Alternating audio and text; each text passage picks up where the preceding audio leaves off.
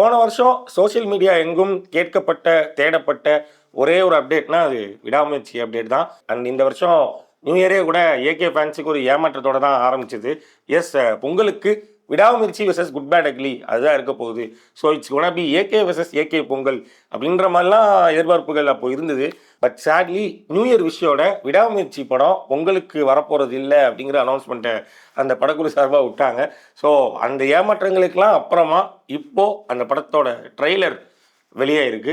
So அந்த ட்ரெய்லரில் பல்வேறு விஷயங்கள் நம்மளால் பார்க்க முடிஞ்சுது. அண்டு ரொம்ப நாளாக நம்ம அஜித் அவர்களோட ஒரு கிளாசிக் படத்தை மிஸ் பண்ணிகிட்டே இருந்தோம்ல. லைக் அவர் ஒரு எராவில் இருந்தார், ரொம்ப கிளாசிக்கான படங்கள்லாம் கொடுத்துக்கிட்டு இருந்தார். ஸோ அந்த கிளாசிக் அஜித் குமாரை மறுபடியும் ஸ்க்ரீனில் பார்க்க போகிறோமா? அண்ட் மகிழ் திருமேனி அவர்களோட படத்துக்குள்ள ஏகே அப்படிங்கிற கிளாசிக் ஆக்டர் எப்படி பொருந்த போகிறாரு போன்ற பல்வேறு விஷயங்களுக்கு விடையாக இப்போது ட்ரெய்லர் நமக்கு கிடச்சிருக்கு. ஸோ அந்த ட்ரெய்லரில் நமக்கு தென்பட்ட சில விஷயங்கள், அந்த ட்ரெய்லர் மூலமாக நம்ம எதிர்பார்க்குற சில விஷயங்களை பற்றி தான் இந்த வீடியோவில் நம்ம பார்க்க போகிறோம். ஃபர்ஸ்ட் ஆஃப் ஆல், இந்த ட்ரெய்லரில் நம்மளை அட்ராக்ட் பண்ண முதல் விஷயம் சினிமோகிராஃபர் ஓம் பிரகாஷ் அவர்களோட ஒரு ஃப்ரேம்ஸும் தான். லைக் ஒரு ஹாலிவுட் படத்தோட ரீமேக் அப்படிங்கிற ஒரு விஷயம் கொஞ்ச நாள் முன்னாடி வந்தது. பிரேக் டவுன் 1997 வெளியான பிரேக் டவுன் படத்தோட ரீமேக் அப்படிங்கிறது இந்த விடாமுயற்சி படம். பட் அந்த ஹாலிவுட் தரத்துக்கு அவரோட சினிமோகிராஃபி இருக்குது அப்படிங்கிறது அந்த ட்ரெய்லர் பார்க்குறப்போ நமக்கு தெரிஞ்சுது. அதுக்கப்புறமா இந்த படம் அதோட ஜேர்னருக்கு எந்த அளவுக்கு ஜஸ்டிஃபை பண்ண போகுதுங்கிற விஷயமும் தெரிஞ்சுது. ஏன்னா இந்த படம் ஒரு ரோட் மூவியாக தான் இருக்க போகுது. அண்டு ஒரு கிரைம் த்ரில்லர் பேக்ட்ராப்பில் இருக்கிற ஒரு ரோட் ஃபிலிம் தான் அது. ஸோ அந்த ஜேர்னருக்கு முடிஞ்ச அளவுக்கு ஜஸ்டிஃபை பண்ண ட்ரை பண்ணியிருக்காங்கிறது நமக்கு தெரிய வருது. ஏன்னா அஜித்குமார் மாதிரியான ஒரு மாஸ் ஆக்டர் உள்ளே இருக்காருங்கிறதுக்காக அவருக்கு தனி பில்டப் ஷாட்டு இல்லை அவருக்கான மாஸ் சீன் அப்படிலாம் எதுவுமே இல்லாமல் ஒரு காமன் மேன், அவனுக்கு நடக்கிற ஒரு பிரச்சனை வேற ஒரு நாட்டில், அதை அவன் எப்படி சந்திக்க போகிறான், லைக் அவனோட தேடல் கடைசியில் பூர்த்தியாச்சா இல்லையா அப்படிங்கிற மாதிரி தான் இந்த படம் மூவ் ஆக போகுது அப்படிங்கிறது நமக்கு புரிய வருது. அண்ட் பிரேக் டவுன் படத்தோட ரீமேக்கு அப்படிங்கிற ஒரு விஷயம் வந்துட்டுல, லைக் இது கம்ப்ளீட்டாக பிரேக் டவுன் படத்தோட ரீமேக்காக இருக்க போகிறது இல்லைங்கிறது நமக்கு தெரியுது. ஏன்னா இந்த படத்தில் ஃப்ளாஷ்பேக் சீன்ஸ்லாம் கொஞ்சம் இருக்குது. லைக் அஜித் த்ரிஷா 2 பேரும் சேர்ந்து 12 வருஷத்துக்கு முன்னாடி எப்படி மீட் பண்ணாங்க, எப்படி கல்யாணம் பண்ணாங்க, அதுக்கு அடுத்து இவங்க 2 பேருக்குள்ள ஒரு பிரேக்கப் இல்லைனா ஒரு பிரிவு ஏற்படுது. அதுக்கப்புறமா பேட்சப் பண்ணுறதுக்காக இந்த ரோட் ட்ரிப்புக்கு வராங்களா இல்லை எதுக்காக வராங்கன்னு நமக்கு தெரியல. ஆனால் அந்த இடத்துல த்ரிஷா காணாமல் போகிறாங்க. அதை தேடி அஜித் அவர்கள் போகிறாரு. ஸோ அதில் அவர் சந்திக்கிற பிரச்சனையாக தான் அந்த விடாமுயற்சி படம் இருக்க போகுது. இன்னொரு பக்கம் ட்ரெய்லரில் இருக்கிற எல்லா ஷார்ட்ஸையும் ஸ்லோ மோஷனில் போட்டு இங்கே நிற்கிறது யார் தெரியுமா, அங்கே நிற்கிறது யார் தெரியுமா அப்படின்ற மாதிரி நிறைய பேர் டீகோட் பண்ணிட்டு இருந்தாங்க. அதில் முக்கியமான ஒரு ஃப்ரேமில் அஜித் அவர்களே வேற ஒரு லுக்கில் நிற்கிற மாதிரியான ஒரு ஷாட் பார்க்க முடிஞ்சுது.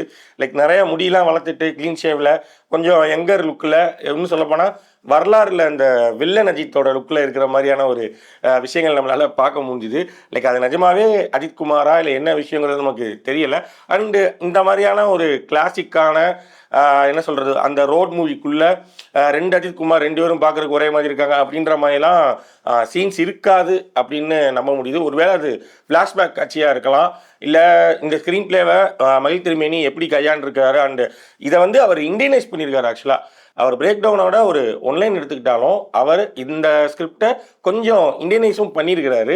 ஸோ அதையும் நம்மளால் பார்க்க முடிஞ்சுது. அண்ட் அனிருத் அவர்களோட மியூசிக் ரொம்ப நாளாகவே அவர் நிறையா மாஸ் பிஜிஎம் மாஸ் பாடல்களே போட்டுட்டு இருந்தார். ஸோ அவருக்கு இந்த மாதிரியான ஒரு ஜானர் கையில் கிடைக்கிறது, அவர்கிட்ட இன்னொரு வெரைட்டி நம்மளால் பார்க்க முடியும் அப்படிங்கிறது நமக்கு தெரியுது. அந்த சவடிக்காங்கிற பாடல் மட்டும் கொஞ்சம் அவளோட ஜோனில் அவர் பண்ணியிருந்தார். அதை தாண்டி இந்த படத்தோட பிஜிஎம் இது எல்லாத்துலேயுமே ஒரு கிளாசிக் அனிருத்தை பார்க்க முடியுங்கிறது நமக்கு ட்ரெய்லர்லேயே தெரிய வருது. அண்டு இந்த படத்தில் த்ரிஷா தான் வில்லியா, அண்டு இந்த படத்தில் ஏகேவே ஒரு வில்லன் ஏகேவாகவும் இருக்காரு, ஹீரோவாகவும் இருக்கிறாரா.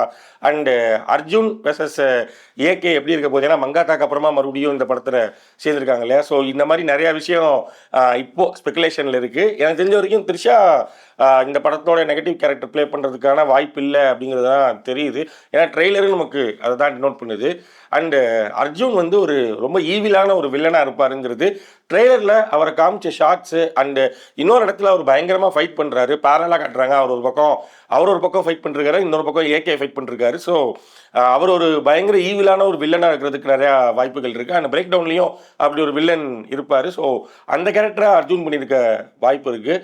எல்லாத்துக்கும் மேலே ரொம்ப நாளாக அஜித் அவர்களை ஒன்று ரொம்ப ஸ்டோன்டு ஃபேஸாக இப்படி தான் பார்த்துக்கிட்டு இருந்த மாதிரி இருந்தது. துணிவு படத்தில் தான் அவர் பயங்கர எக்ஸ்பிரசிவான ஒரு கேரக்டர் எடுத்து பண்ணியிருந்தார். பட் இந்த படத்தில் எக்ஸ்பிரசிவ் அண்ட் கிளாசிக் அஜித்குமார் ரெண்டையுமே சேர்ந்து பார்க்கலாம் அப்படின்னு நமக்கு தெரியுது. அஃப்கோர்ஸ் அடுத்து குட் பேட் அக்லியில் பயங்கர எக்ஸ்பிரசிவான ஒரு ஆதிக் ரவிச்சந்தர் ஹீரோவா அஜித்குமார் எப்படி இருக்க போறாருங்கிறது தான் எனக்கு பயங்கர இன்ட்ரெஸ்டிங்கான விஷயம். பட் இந்த விடாமுயற்சி is only for classic AK.